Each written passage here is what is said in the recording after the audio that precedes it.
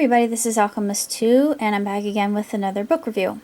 This is 1Q84, written by Haruki Murakami, and there are a lot of very intriguing, interconnecting threads that unite our characters in one way, shape, or form, and one of those common elements is Janakek's symphony, which I was not familiar, and I love classical music, mind you. I was not familiar with this particular symphony, and I listened to it, and I really liked it. I just think it's beautiful. It's very expressive, and there are some moments in the symphony in and of itself that are kind of it's almost like bebop. It doesn't have any rhyme or reason. It's kind of there. The notes really don't do anything. It's to express an emotion, just kind of like with modern music. With classical music, you have a repeating theme that comes along. Well, Janakek's symphony does. It's sort of it's different in the way that it's done. And like all modern music, it has its own kind of elements that lend it to the story quite well. And another song, there are other musical numbers that play a very important role. That's the most integral, I do believe, because it is the most common, and it is it's a unified field for all the characters, I should say, to make it make more sense. And this in and of itself is it's entanglement theory in a very detailed form, and it talks about this whole idea. Well, Fukaeri, she's a writer, and she's very young, and she doesn't really have the talent that other writers would possess. But she writes a book called Air Chrysalis about the little people and the Maza and the Dota, and they talk about that, and those concepts are very high and lofty, and you have to really get into Japanese mythology, and it makes sense. You have a perceiver and a receiver, and I thought, ooh, we're getting into some very high concepts here. But it's one thing that it really makes you think, and the whole idea of a portal to another world down the escape steps that Aomame takes is interesting in and of itself. And why she is called Aomame, it's my opinion. I don't know if this is true, but if you think of peas in and of themselves, they are in a pod, and I'm not going to say why that's important, give away a spoiler, but she's growing, and she's becoming something new, and she's transforming. She starts remembering her sweetheart back from when she was 10, and I thought, you can really have a sweetheart back that far? I guess some people are precocious, but that memory, it comes to her, and it gives her comfort later on. But you have other factions involved. You've got the policewoman, I can't remember her name, Aomame's friend. You've got Fukaeri, the writer, with her book Air Chrysalis, and Tengo. Aomame and Tengo are the two main characters. They're the universe with which the writer revolves, and their world suddenly becomes turned on its ear once Aomame descends those stairs. But it becomes very, something is going to happen the moment you hear the Sinfonetta. But the other songs that are involved is "It's Only a Paper Moon," and of course the lyrics to that, it's only a paper moon. Wait, if I can just flip to it really fast, as I want to reference it. I don't remember. Here we go. It's a Barnum and Bailey world, as phony as it can be, but it wouldn't be make-believe if you believed in me. Yeah, but I remember that. That's an oldie but a goodie. Um, one of many songs, and of course, jazz is referenced, Billie Holiday, and that sort of thing. Another character that Tango was involved with as a sexual partner. Nothing more than that. It was just to release tension, as they said. I thought, is it really that arbitrary?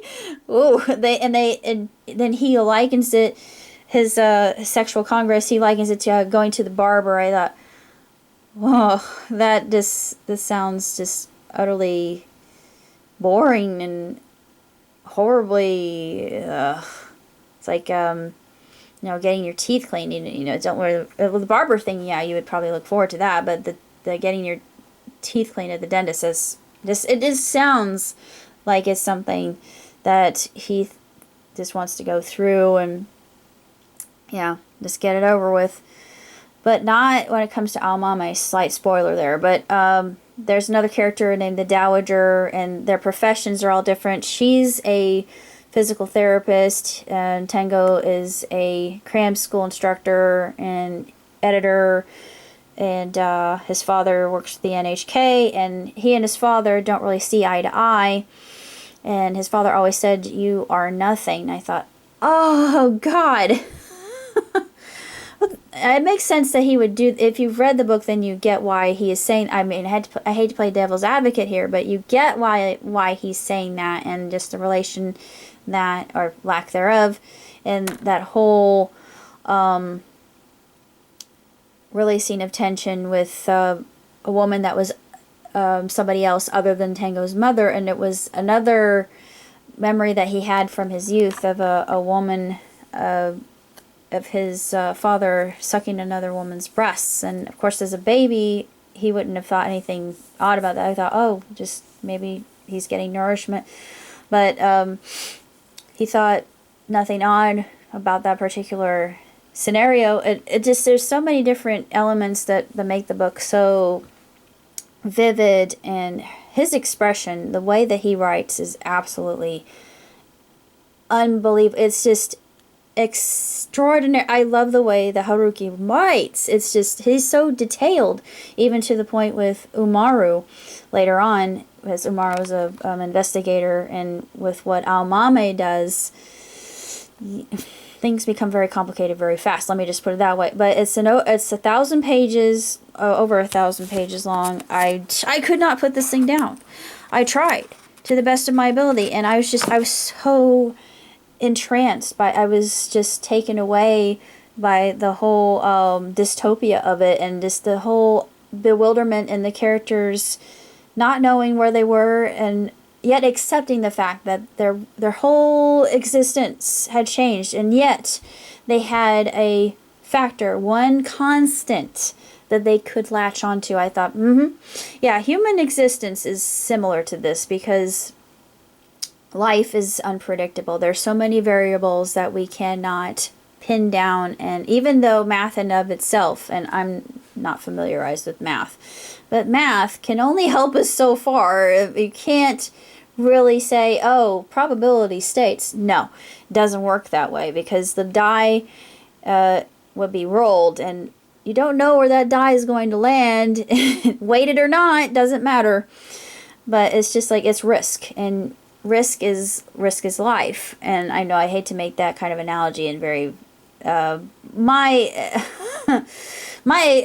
idea of life is different from most, I do believe. But the ending, even though it gives you kind of Lady or Tiger, it's still, it took my breath away. I was so happy. I thought, oh, good, it's a happy ending. Because I was thinking, it's not going to be. Usually a dystopia does not have a happy ending. And the one I'm working on, my dystopia, is going to have a happy ending. And I had quite a few others that did too. Because I can do it. I know how. I know how to turn everything on its ear and make everything come out right. But Haruki, this is just absolutely amazing. I loved every second of it, and I can't recommend it more than what I am now. And I'm glad I had a chance to read it and finally get through it. I didn't even have to slog through. Just one page after another. I read fast. So I couldn't put it down. And I'm glad it introduced me to Janikek, because I love Janikek now. Um, his music was used in one of my scripts recently. But other than that, I have to give 1Q84 5 stars, hands down. 2 thumbs way up. It's by far one of the best books I've read in a good long while. If you're interested in a foreign author, then I would recommend Haruki immensely, because just his attention to every little thing. I think it's really quite poetic, and just I think you can see these characters down to the hair on their head, just the way that they put the way they carry themselves, and you can understand how this dynamic actually works, and really it's fascinating. It's a good study in character and scene and detail, and so vivid and just absolutely beautiful. I thought, I was utterly speechless the entire time, and there were moments. I love Japanese humor. I don't know what it is about Asian humor, but I love it. I get it too, and I think, why am I'm engaging. Why am I laughing at this so much? And I think, yeah, I understand. Why do I understand? I guess it's because I'm so used to seeing. It's kind of like the wry, dry Brit wit. It's similar too, but they have inside jokes, and that's what I like about it, because my family is the same way. It's like, oh, you tell a joke, and it's like only we understand, and nobody else gets it. And you feel like an outsider. But I did not feel like an outsider with the type of humor that Murakami actually presents. And I thought, oh, this is such a sparkling example of how you can do things in a kind of sarcastic, kind of know-it-all way, and still be charming about it. And it's just, I was enraptured with it, and I can't recommend it more than I do. So that's all I have to say about 1Q84. Till next time. Live long, prosper. Ciao, tutti.